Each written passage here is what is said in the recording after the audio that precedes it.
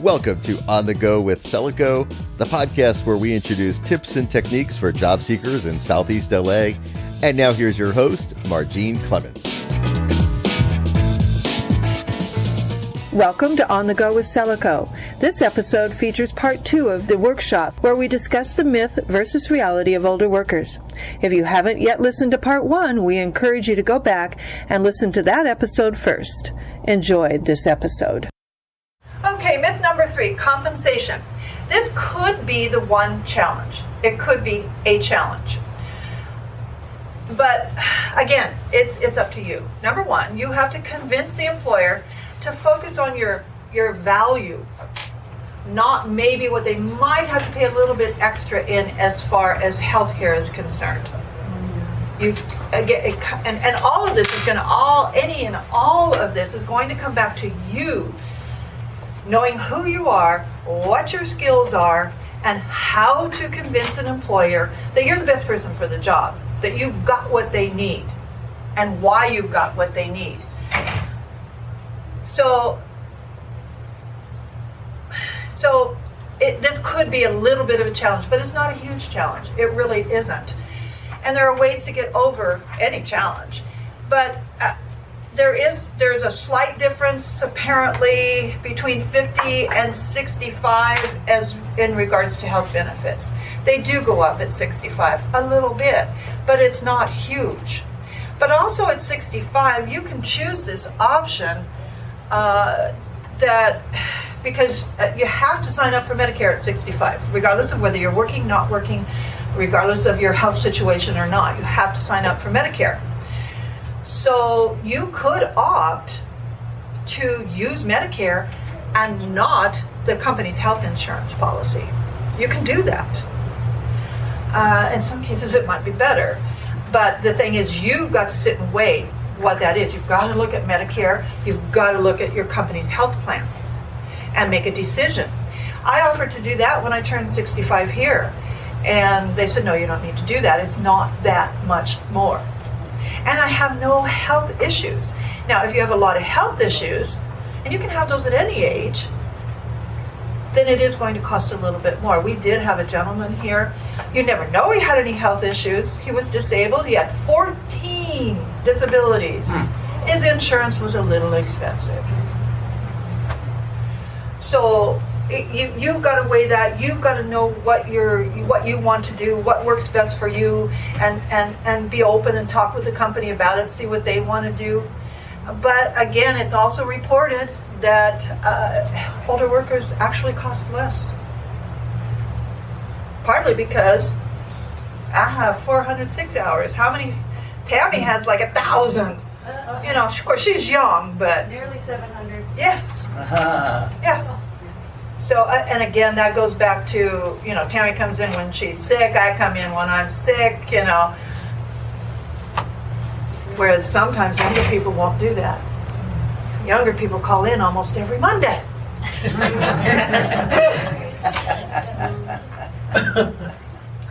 And, there is the issue of retirement. Actually, when you're a new hire, retirement is not relevant as far as cost is concerned. If you're of retirement age, cost to an employer, retirement cost to employer is not relevant. Now, if they have, and actually it could be good, if they have a 401k program or something like that, well, if you're going to retire in 5 or 10 years, they only got to put money into it for 5 or 10 years. Whereas if you started when you're 20 and you stay there for 20 years, well, they got to put, into your retirement for 20 years. And this is all stuff you can talk about with them too, if it comes up. And if you want to be really bold and brazen, you can bring it up as your way of showing them, of talking them into how you are the right person for the job. That's something you have to weigh out in a conversation in the interview. Well, isn't it true that it's usually jobs last 1 to 3 years? Well, and that's the other thing about retirement, and I think I'm going to talk about it later, but yes, and nowadays we call it the new world of work. Most jobs only last 1 to 3 to 5 years, and you can plan on we've talked about, I'm sure Tammy's talked about before, how, you used to have a job for 30 years. One job, 30 years. I can't imagine. I mean, I just couldn't do it. But now, and for the last 20 years, this new world of work means that you're not going to have not just only one job, but you're going to have more than one career. You could have up to 5 different careers in your lifetime. That's different than a job, careers. Because everything does move faster.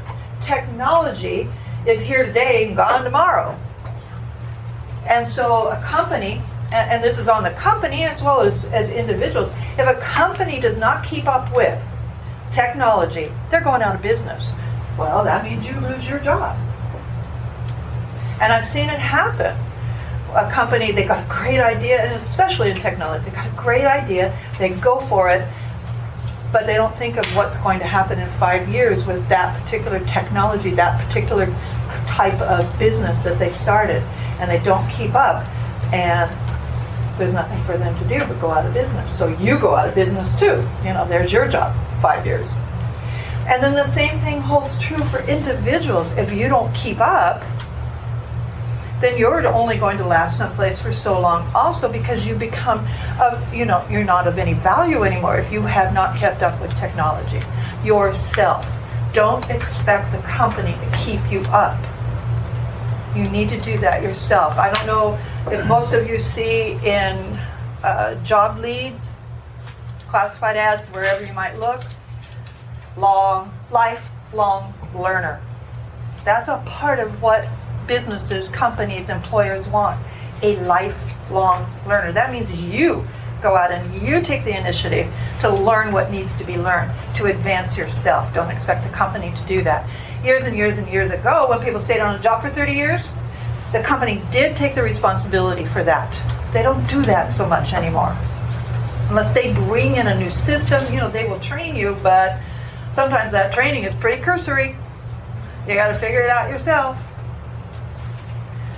So it's up to you to be that lifelong learner, to be that person that's always staying on top of things, learning the next thing, the next thing, the next thing, so that you become invaluable to a company.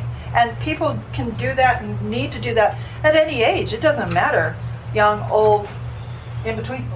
I'd like to hear your comment when, I've heard the analogy, when you're looking at a company you're interested in, you want to invest yourself, it's like marriage or something. I don't know if it's dating, but you really have to know what you're getting, because a high percentage of your waking life is going to be with that company over time. The culture. But the thing about marriage, and that's been since the 70s, 50% or so, and I don't know what the percentage is now. I don't know what you think about that analogy, but it makes sense. No. If you're going to commit, I'm going to give my all, but is it going to last long? Are they going to be around, or I have to be flexible? Yeah, you have to be flexible with that, because there is no such thing as stability anymore. And I'm sure Tammy says that. I used to say that when I did the workshops. There is no such thing as work stability anymore. You have got to keep ahead of the game. And you keeping ahead of the game does not mean that you are still not going to end up laid off or not as valuable, or to that particular company or what have you. There is no such thing as work stability. They always said that if you're working for somebody else, it's not your job, it's their job, so anything can happen. Well, and that's a whole other subject, but it's one of my favorite subjects. There's this, especially, it started with Gen Xers, and especially the millennials. They are what are called workerpreneurs. They do not work for a company. They work for a company, but they are really working for themselves. I so believe in that, because I'm not an entrepreneur. I have a little business, but a little store. But I have that entrepreneur mindset and spirit, and so I believe in working for yourself. Because companies, again, goes back to that, the 30-year long thing was because companies were loyal to you and you were loyal to the company. Companies are not loyal to you anymore. It doesn't mean they're bad. It doesn't mean they're greedy. It just means they have to survive. And you want them to survive because they got the jobs. They're the ones that got the jobs, going to give you the money, are going to pay you for doing your job. So it's a really exciting concept. It's kind of off the subject, but it is an exciting concept that nowadays employees, especially your Gen X and your millennials, work for themselves, and it has a new term called workerpreneur. I think it's pretty cool. Yes. Yeah, I was going to ask you in your studies with gerontology and all, that older person, the place of downtime or reflection or quiet time, meditation, whatever you call it, in a fast-paced where information is like this. I heard this morning, the foolishness and atrocities that go on, it's been going on. We just get it like right when it's happening. Yeah, it's in real time. But the part there where to discipline one's time management, to have the time to weigh stuff, get clear on thinking, strategize on action. I heard it mentioned in church-based communities, if there's a monk or a nun in all of us, we've got to take that time to be able to look at the bigger picture and the long-range vision, not just right here, right now. And I know there's a lot of emphasis right here, right now. I need it, I want it, self-gratification, stuff like that. But any comments on that in affirming and recognizing the older person? They bring this dimension of weighing stuff from experience, recognizing the values that kind of last longer or can be contributing. I think it goes back to a personality thing. Everybody is different. Some people need meditation time. Some people covet, alone time. Some people, it's a different. And other people, they don't want that. They don't want anything to do with that. They want to go, go, go, go, go, go, go, go, go. And then there are people in between. You have to know who you are, which one of those people you are, and make sure you're true to yourself.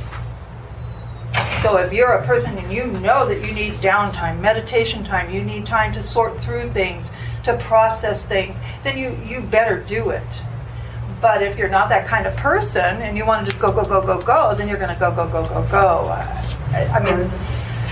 Because some companies, I heard in the 80s or 90s, they would have retreats. Yeah. And that was a kind of a term, and paradigm shifts and all this stuff. And Yeah. I've heard that in religious traditions. Yeah. But the point is to step back and, like you're doing inventory, you're looking at, well, where are we growing? Where are we going? Who are we? What's it all about? Some real fundamental question. Right, and businesses need to do that. People need to do that, and it is important. We try to do it here. We don't always have time to do it. Sometimes we just have to hit the ground running, and a lot of businesses, that's one of their terms. You better be able to hit the ground running. And I get what you're saying, and that is a whole. It's a personal cultural thing, and it's a business cultural thing. And whether some businesses take the time to do that, well, like Google, their whole life. Their whole work style life is about that very thing. Thank you. Totally different, totally great subject. And it's something to really know and understand, actually, as job seekers, because you want to know what that company is like that you're and we'll talk a little bit about that. Tappy did a presentation on the companies that have gone out of business and the companies that are, the work that we're doing today will be gone tomorrow. Gone in the future. So technology and knowing the big picture, I think she's got a lot what you're saying, and that's learning where you can balance the internal and the changes that you can't change out external, balancing that within yourself, but learning that things are going so fast that companies like HP and IBM are doing what they can to hang in there. But the big government contractors or everybody's in that same boat. We're in it with them. Yeah, we're all in this together. Figure it out as we go. We're trying to figure it out. There's no answer and there's no roadmap ahead. It's the journey. It is. It's the journey. Yeah. And it's a great journey. Okay, just quickly, I want to know before we start talking about what we need to do and things we need to do as job seekers and whatnot, what do you think I want to hear from people who haven't talked a lot. What do you think you have to offer a company? What do you have to offer? Why should, I guess it goes to that question, why should they hire you over that 20-year-old without saying that? Anyone? What do you have to offer? Accurate, reliable, dependable, attention to detail. I'm not going to be sick all the time, calling you sick every day or every Monday. And how many people that were interviewed you 5 times before today said the same All the exact same thing. thing? Yeah. What do you have to offer? I would say that I share in the vision of the company, which is why you need to look at what their business is all about, what their vision statement Know what is. their vision is before you say that, right? Yes. Yeah, and that you align yourself with that, and that you're flexible, and that you get along very well with other people. You're a good learner, and you are reliable. I'm going to go back to that good learner thing. I don't know why that's one that bugs me. How many people before you and after you are going to say that same thing? I'm a good learner. I'm a fast learner. Probably quite a few. So what makes you stand out? What do you have to offer that's better than that person before you and the 5 people after you? You don't have to answer it right now, but really think about it. But you can answer it if you have an answer. Well, I'd say, to be really interested in not only what you're doing, but to be connected with your management and other people in terms of learning what else is going on, so you can be a part of that. Because I studied aging as well, and learning is very fluid. And the more you know about what other people are doing and how they're doing it and how engaging you are as a person, that helps differentiate you from, doing it, as Bob said, just by rote.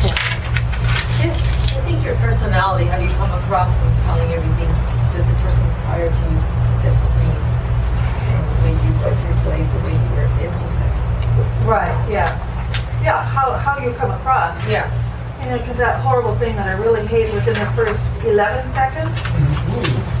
Yeah. That employer's made up his mind whether he likes you, doesn't like you, Exactly. how you're going to not hire you. First You got 11 seconds, to be personable and likable. So everything you say after that 11 seconds, well, no, has got to prove him right or wrong, actually, if you think about it. Yes. Bob, what do you have to offer? Oh, did you have something? I Sorry. kind of popping in and out of my mind, but I'm a good teacher.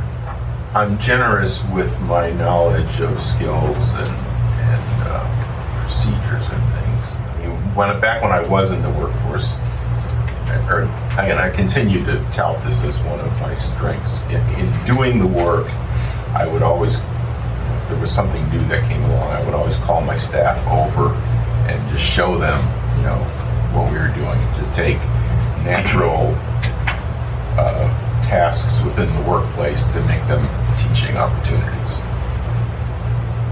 Great. I mean, that's different. That's something different that stands out. Yeah. Anyone else? What do you have to offer? I think it's enthusiasm. It doesn't matter what age you are. Yes. And I noticed when I practiced my interview techniques and I got positive results, I had to really show it at the beginning. Oh, yeah. I try not to tell this story, but I always have to. Well, I had moved to Montana and came back to California just actually for a visit. And my daughter wanted to stay here. She did not like Montana. No Chuck E. Cheese. So we came back, and I said, okay, if I can find a job by the time school starts, cover yours now.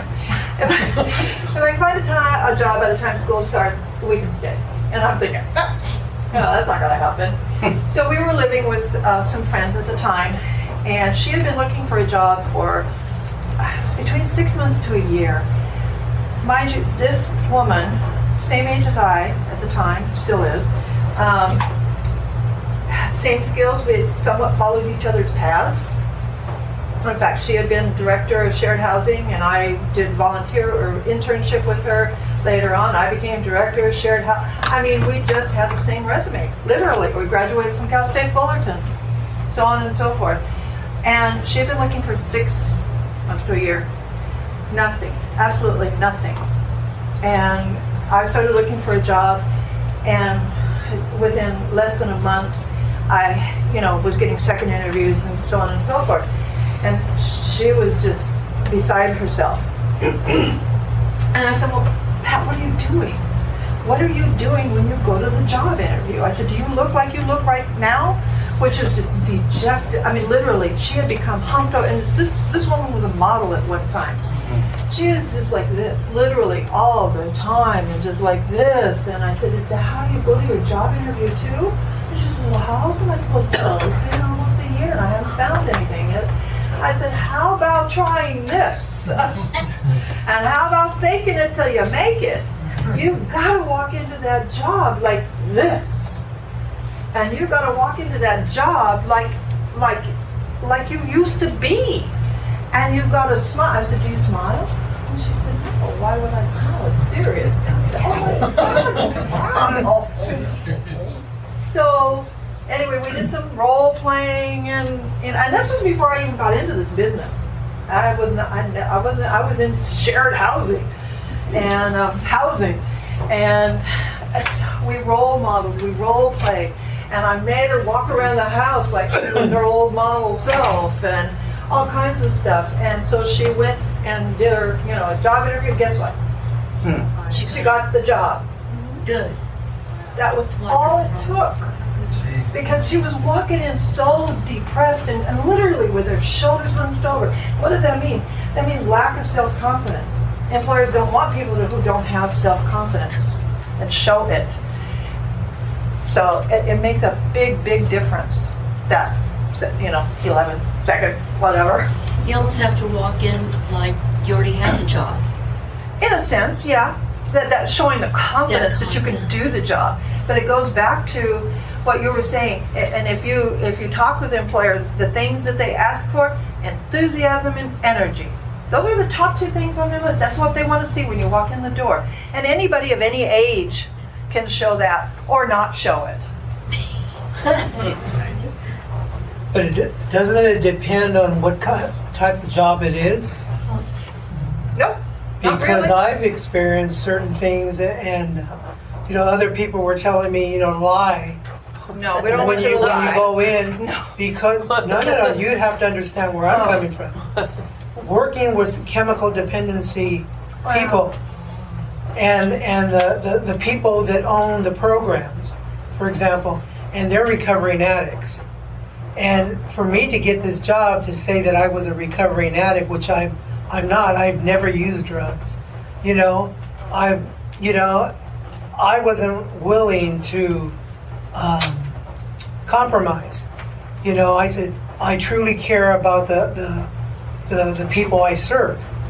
And but I could tell after the interview that I wasn't going to get the job, because I knew what their past was, and I didn't fit in with them. You know what I mean? Yeah. And so it's all about fitting in. Because do you want to work someplace where you don't fit in? No, of course not. So and it works both ways. An employer wants you to fit in, and they have certain criteria, certain things they're looking for, and we're not going to all fit into every single situation, every single workplace. But that's different than showing energy and enthusiasm. And energy and enthusiasm does not mean that you're bouncing off the walls. Mm-hmm. It just means, it has a lot to do with being positive and showing that you're interested. Enthusiasm is more interest in the company, the business, the interview. I've seen people sit through interviews. It's hello, are you there? And being interested, being there, that's enthusiasm. Mm-hmm. Yeah. But lying, no, that's not acceptable. It won't work, because if you get caught in the lie, then you're going to lose your job anyway. Okay, the big picture for older workers, some of the things that we are and that we can talk about. We actually have fewer absences. Part of that's because we don't have any kids at home that are getting sick every day, or they break an arm, or they got hurt in the gym, or those kinds of things. We are equally or more productive than younger people. It's not an age thing. We actually have superior customer services. Now, this does go back to that first thing I said. If you were grumpy when you're young, you're just going to be grumpier when you're old. If you gave good customer service when you're still going to give good customer service. But there are a few things we learn along the way, like when we see bad customer service, we know we don't like it, and we want to make sure, I think most people as they grow older and grow as a person realize, I had an example of bad customer service, I did not like it, I don't want to be like that. So if I have a job where I have to do customer service, I'm going to be good. I'm going to provide good customer service. I think as we grow as a person, we realize those kinds of things and act on them differently. We're less likely to leave after a short time. If you're an older worker, that training part of that is probably really minimal, because you have the skills, the experience to pretty much hit the ground running. The only things you probably need to learn is their culture, how they want it done, so that you fit into their processes. And that's probably all you have to learn. And those are the kinds of things that you need to sell. Yes, Vivian? One of our customers, she's actually on the website, Nina. Some of you, I don't think you knew her, but anyway, I might know her. She was 62 years young. She's probably a little bit older now, but she was in construction administration, and so she had applied for this job, and the employer hired the younger person, thinking they would be a good fit. Well, 6 months later, this is a true story, he called her and he says, Nina, are you still available? And Nina's very direct and to the point, and she says, well, yes, I am. And she said, what happened to your younger person? He said, I realized I need somebody who has more experience and can run the office when I'm not there and make decisions. And I know you have that experience. She's been hired. She's been there ever since. So that just goes to show you what you're talking about, the training costs. He didn't have to train her because she already knew how to run the business and knew how to make those decisions when he was gone. That younger person didn't have that experience. And those are the things that you can sell, and you've got to sell about yourself. And the best way to do it, I'm not going to get into this, stories. Listen to Tammy, please, when she tells you to think of and write stories that prove that you're a good trainer, that you're a good teacher, that you're reliable. Hate that word. That you're a fast learner, that, whatever it is that you're telling them about yourself, have a story or two or three to prove that you are what you say you are. And stories, much more interesting than just rattling off, 5 or 6 different skills that you might have. Okay, there are some things that we have to do. But guess what? Everybody has to do this. Not just older workers. Everybody has to do this. You have got to keep your skills current. Because we've talked about things change on a dime anymore. Here today, gone tomorrow. And the hardest thing to do, though, is to know what to predict what's going to be here tomorrow. But the only way you can do that is to be constantly keeping up with things, constantly learning, constantly looking at what's going on in the world. And you've got to keep those skills current. You cannot walk in someplace and have 10-year-old skills. Just can't do it. Because there are some differences. Younger people grew up, with social media. Younger people grew up, with a phone in their hand. They were born with one, I think. They sleep with it. I know, my child does. So, there are some advantages they have in that respect. But they still have to keep up with their skills. I can outpace my child, in Word and PowerPoint and all of that. Well, she's caught up now. But before, I could. So you have to do that. And if you don't know PowerPoint, you need to get to know it. If you don't know Word inside and out, you need to get to know it. It doesn't matter what job you're taking. But especially if you're in admin, clerical, any of that they're asking for those things. If you don't know Excel, you need to learn it. At least enough to get by. That's where I'm at. Networking today. Well, yes, definitely. Yes. And there are some transferable skills also. Oh, yes. I don't know if I'm going to talk about that, but transferable skills are so important, and I'm sure Tammy does a workshop on that. No? Gosh, they're so important because of this different world of work and how things are changing, and the kind of job that you had, the occupation that you may have had yesterday is no longer in existence. So you have got to learn, and this is why you have to go to Tammy's classes, you have got to learn what those transferable skills are. You have got to learn, what are the skills I need for this next job? What are they? So that you can tell an employer because, why and how you can do this job even though you never did it before maybe. But you had this job that was very similar. It took these same skills to do it, and you just need to be able to tell that employer that you have these skills will transfer to this occupation. That is probably one of the things for bringing that up. But that's probably one of the most important things you need to know is what are transferable skills, what are they for the particular occupations that you're in, and how do you talk about them, and how do you convince that employer that even though you did not do this job before you had this job, you have the skills that will transfer into that. We've already talked about being a lifelong learner. It's essential. You have to be good at what you do. And I think we all are. And then you have to prove that you're good at what you do. Okay, more on this little to-do list for us older workers. You want to seek out companies that embrace older workers, and there are companies that do that. In retail, it's really easy. It's Walmart. It's Jack in the Box. I mean, they say persons with disabilities, older workers, that's who they embrace. That's who they want to employ, and they figured, there's reasons why. They figured out that those are their best employees. So you want to find those companies that do embrace older workers. Just makes your life easier when you do go for an interview, because I've always been of the mindset, why would I want to work someplace where somebody didn't want me? I'm not going to do it. I wouldn't be happy. So why am I going to force my way into someplace where somebody doesn't want me? And that's, regardless of age, it's, they don't want me because I'm white. I don't know. So I'm not going to try and work there. So that's just an advantage and something to think about and look at. And that goes along with knowing what an employer wants. We've talked about that. Research a company before you go on an interview, or maybe even before you apply. Research that company. Find out about their culture. Look at who they have hired, who works there. You can do that. The internet is wonderful. It tells you everything. You can go on to companies' Facebook pages and find out a lot about them. That can really help you by researching it. Have some questions that you can ask the employer. Yes. And that lets them know that you're really interested, you understand the company, Yes. and that you want to know even more about it. Yes, there are so many benefits to doing research on a company. I just can't imagine going out to an interview and not having done. I can tell you something though.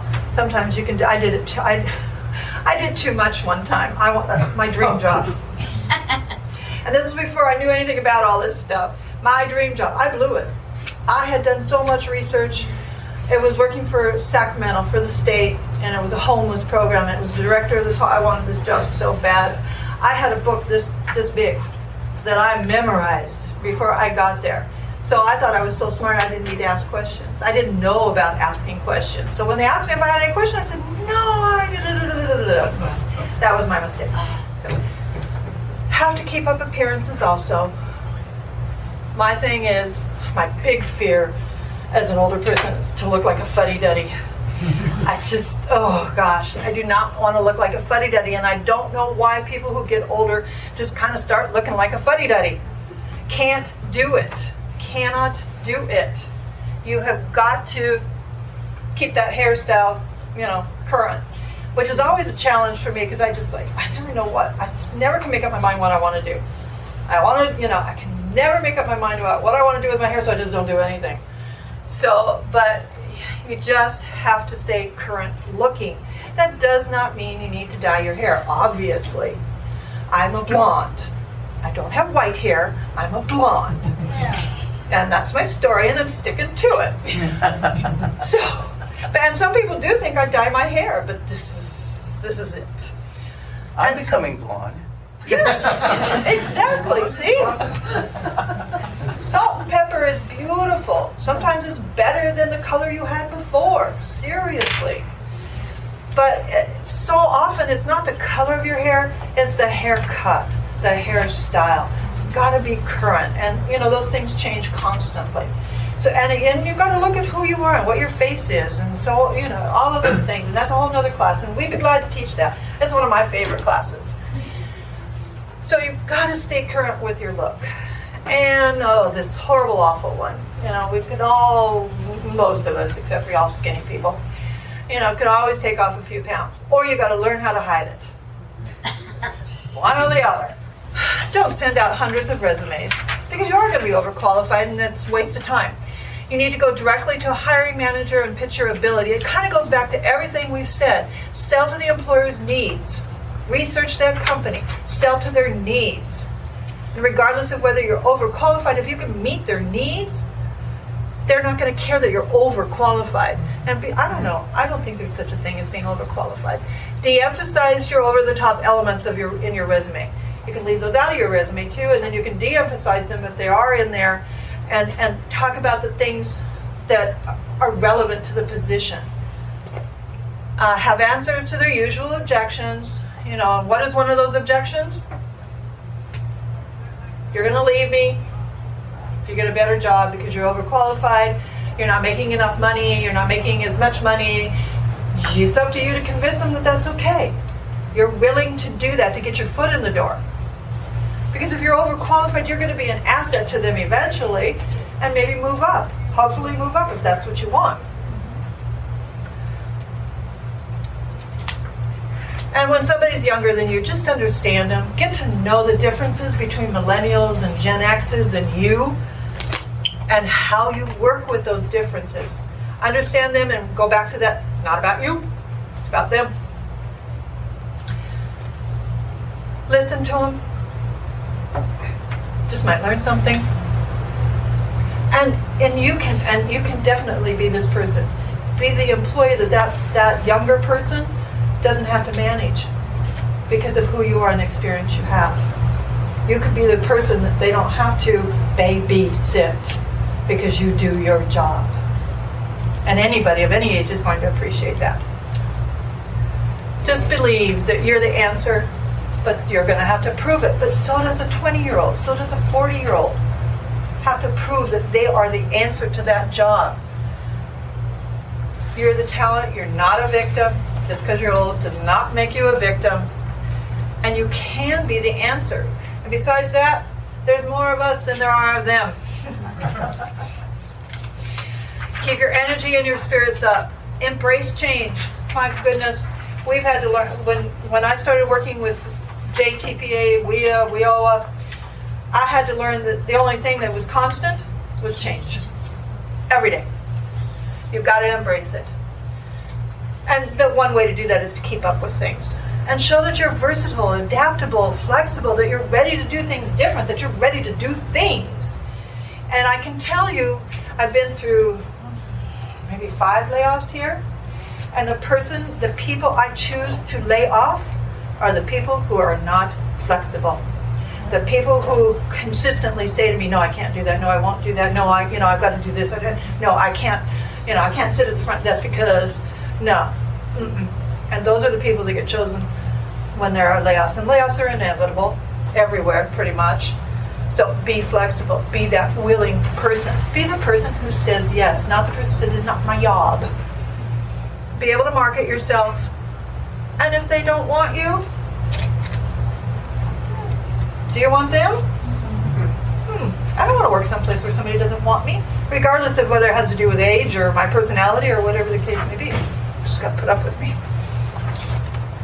You've got to convey your knowledge, your skills, your vision. Be a person of vision, your energy, your enthusiasm, and that you're qualified. Because you are. And talent and ambition matter more than age. Thank you, everybody.